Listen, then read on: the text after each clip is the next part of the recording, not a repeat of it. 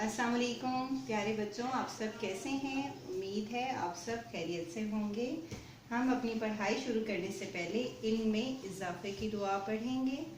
आइए सब मिलकर मेरे साथ इल्म में इजाफे की दुआ पढ़िए। बिस्मिल्लाहिर्रहमानिर्रहीम। रब्बी ज़िदनी इल्मा। ए अल्लाह मेरे इल्म में इजाफा फरमा दीजिए। आज हम उर्दू में पढ़ेंगे बे। क्या हर्फ पढ़ेंगे? बे। बे। और बे की आवाज क्या होती है? बा।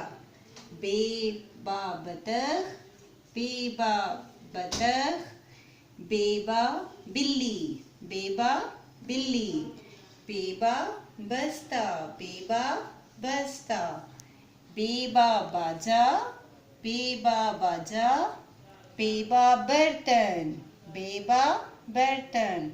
अब हम नुकात को मिलाकर हर्फ बे लिखना सीखेंगे।